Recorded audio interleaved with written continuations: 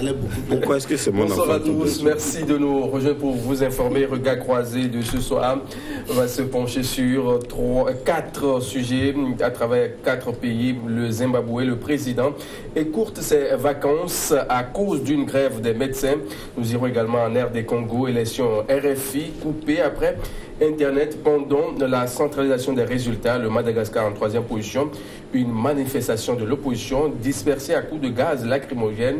Et puis nous reviendrons au Togo pour évoquer bien sûr le grand mouvement citoyen de libération nationale de Jean-Pierre Fabre. Pour évoquer tout cela, j'ai sur ce plateau Dominique Alizou, il est bien sûr le directeur de publication de chronique de la semaine. Sylvestre Béni, également sur le plateau, il est le DP de la Manchette. Et puis Yao Eklo Nukunu, président du Tour de la jeunesse patriotique.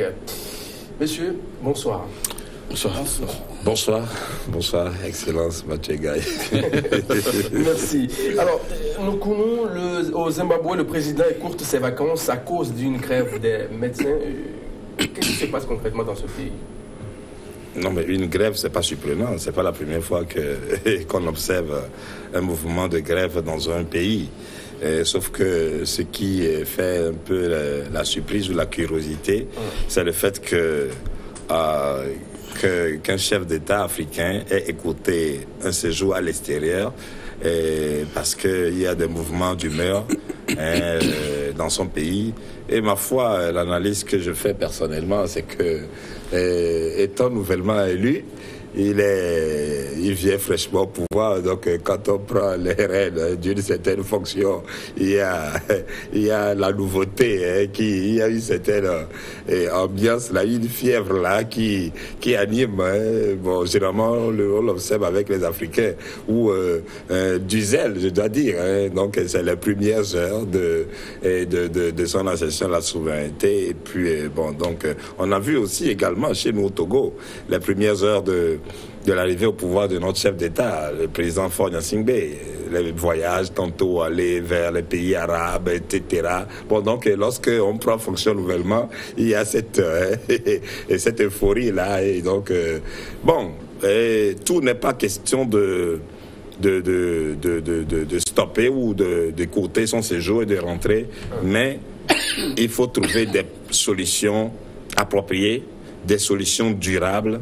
C'est vrai, les revendications ne peuvent jamais s'arrêter, mais quand même, quand on apporte des solutions fiables sur une certaine longue période, ça fait quand même son effet, ça apporte quand même un plus.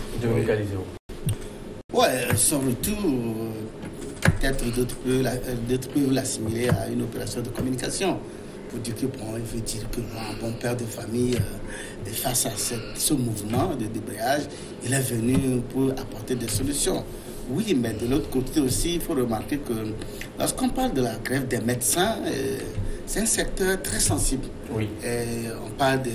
Si on parle également de la grève des enseignants également, c'est très sensible parce que les enfants se retrouvent à la maison. Ici, les médecins, c'est eux qui sauvent. Imaginez-vous le nombre de personnes qui peuvent trépasser juste parce qu'ils n'ont pas de moyens peut-être pour aller dans des grandes cliniques, aller payer. Et donc, ils sont accrochés ou ils sont obligés d'aller dans ces structures sanitaires de l'État. Et que, bon, ils arrivent, les médecins disent non, désolé, nous ne travaillons pas.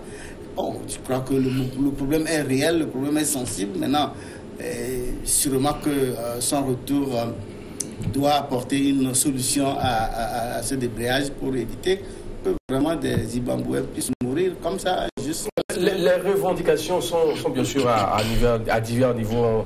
Les salaires en dollars américains, également les primes de permanence et une amélioration bien sûr de l'approvisionnement en médicaments.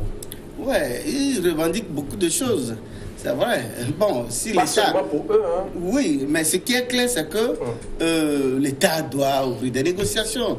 Le ministre en charge doit discuter avec eux. Et l'État peut voir ce qu'il peut faire. C'est vrai qu'entre-temps, l'inflation était tellement forte que leur monnaie ne vaut plus grand-chose. Maintenant, est-ce que l'État va se mettre à payer maintenant en dollars? Parce que si eux, ils sont payés en dollars, les autres... parce qu'il y a les enseignants, les fonctionnaires d'État, tous vont réclamer donc être payés. Je ne crois pas que l'État peut accepter, mettre sa souveraineté, parce qu'une monnaie, c'est une souveraineté. Bon, seulement que l'inflation est très grande, que la monnaie ne vaut plus grand-chose, mais je crois qu'ils doivent en faire avec. Je crois qu'ils doivent discuter et sûrement au cours des discussions, ils peuvent trouver des compromis. Sylvestre Béni, votre commentaire sur ce... Non, vous savez, le retour de Emmerson Mnangagwa, je crois que ça doit être analysé sur deux volets. Premier élément, c'est une forme de communication. Vous savez, quelqu'un l'a dit tout à l'heure, un chef d'État nouvellement élu et tout, donc il y a la grève, il écoute, ne serait que son séjour, juste pour bluffer. Ça, c'est le premier élément. Le deuxième élément, c'est que il a hérité d'un pouvoir. Il est vrai qu'il est venu par un coup d'État de l'armée après, avec l'élection qui s'est passée pour le reconforter, pour qu'il soit solidement installé. Mais c'est un pays qui ma foi, n'est pas totalement sorti donc de l'ère Mugabe, parce que il y a également une bonne partie donc de l'armée qui est restée fidèle donc à l'ancien président. Donc un président qui se retrouve hors du territoire pendant que la maison brûle, il vaut mieux retourner le plus vite possible pour ne pas devenir peut-être exilé politique automatiquement. Donc c'est analysé sur cette volée-là. Maintenant, si nous prenons également leur monnaie, il est vrai, ils l'ont arrimé au dollar américain il y a quelques moments, mais ça ne prenait pas, ils ont émis d'autres notes et tout. Mais vous savez, lorsque vous êtes dans un pays où un régime a trop duré au pouvoir, le successeur a tellement de problèmes pour circonscrire tout l'amour du problème. Il est vrai que tout l'amour du pays, pardon. Il est vrai que là, c'est une révolution de palais, ce qui facilite du moins la tâche au président actuel. Il serait peut-être, ce serait un opposant qui serait là, il y aura quand même toutes les peines du monde à circonscrire tout l'amour du pays.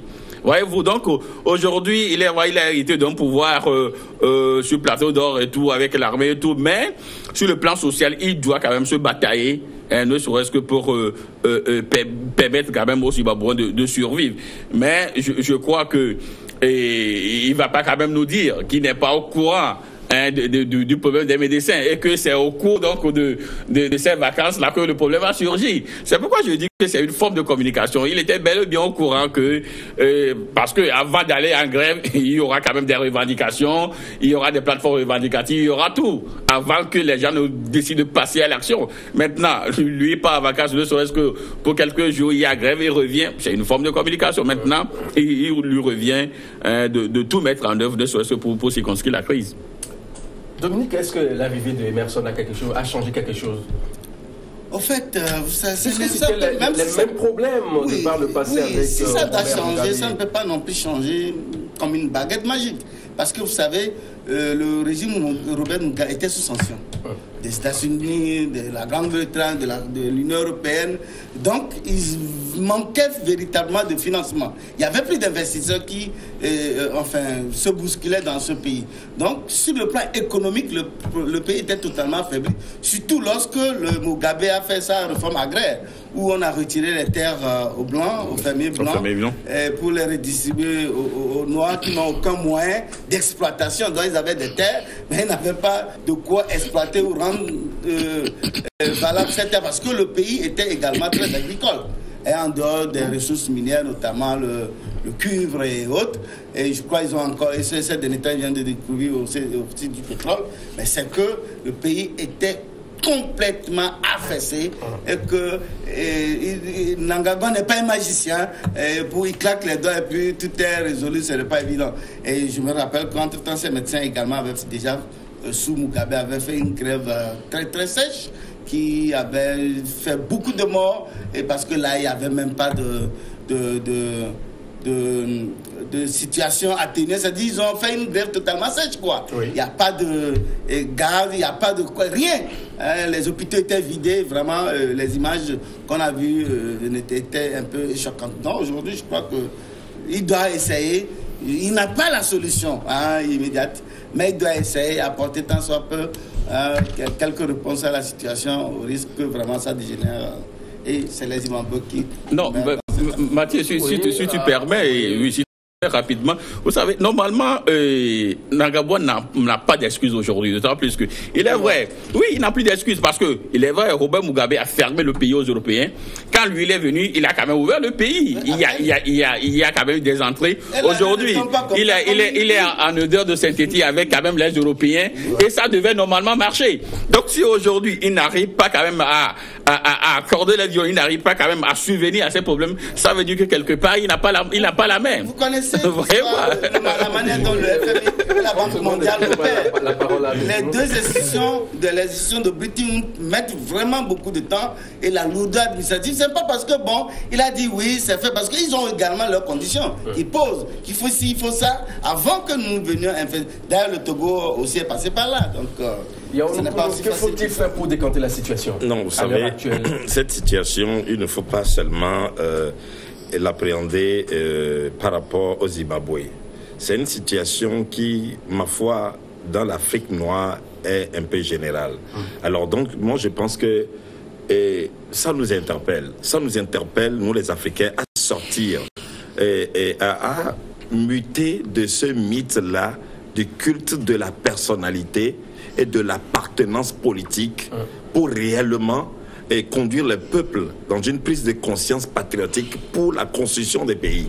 Parce que vous voyez, trop longtemps, M. Mugabe a fermé le Zimbabwe aux Occidentaux et a voulu faire vivre le Zimbabwe en autarcie, mais ça a été un prix lourd payé par le peuple. Parce que c'est le peuple qui en paie le prix. Alors maintenant, si les peuples sont conscients que non, cette décision, cette démarche de nos dirigeants ne nous favorise pas, ne favorise pas le pays, mais spontanément, les peuples en toute conscience doivent prendre leurs responsabilités. Mais si cela s'était produit ainsi pendant de longues années, et les gens ont subi, et maintenant, c'est maintenant qu'il faut... Donc, je crois qu'il faut sensibiliser pour sortir de ces mythes-là où le chef, c'est comme la Bible. Quel que soit ce qu'il fait, même quand ça nous nuit, bon, il ne faut pas broncher. Il y en a qui le supportent parce que il y en a qui en trouvent pour leur compte. Parce que, je vous dis, quand il y a les ruptures de coopération, etc., les dirigeants ne le ressentent pas dans leur quotidien. Les dirigeants ne le ressentent pas. C'est les citoyens lambda, c'est les fonctionnaires d'État. Parce qu'il y en a, mais on en a vécu l'expérience dans notre Togo, où les gens ont passé plus d'une année de travail sans salaire, où les conditions, on n'avait pratiquement plus d'hôpital qui fonctionne, ni d'école, etc. Donc je pense que il nous incombe de prendre une réelle conscience pour sortir de ces mythes de culte de la personnalité du leader ou de l'appartenance politique qui fait que nous sommes coincés dans notre façon de... En réalité, les Occidentaux aussi, ce ne sont pas des enfants de cœur. Lorsque vous les défiez, parce que Mugabe les avait défiés. Au fait, c'était un bon défi, sauf il n'a pas pris le temps de l'analyser, de préparer, d'être sûr, de voir les conséquences et les inconvénients de la chose. Donc, les Occidentaux ont contribué à nuire dangereusement l'économie du pays, en lui fermant tout et en créant même l'inflation parfois ça se crée artificiellement. On va une autre réalité pour nous de se retrouver juste après pour la suite du débat dans Regard Croisé. L'info, c'est l'heure et on se dit à très vite.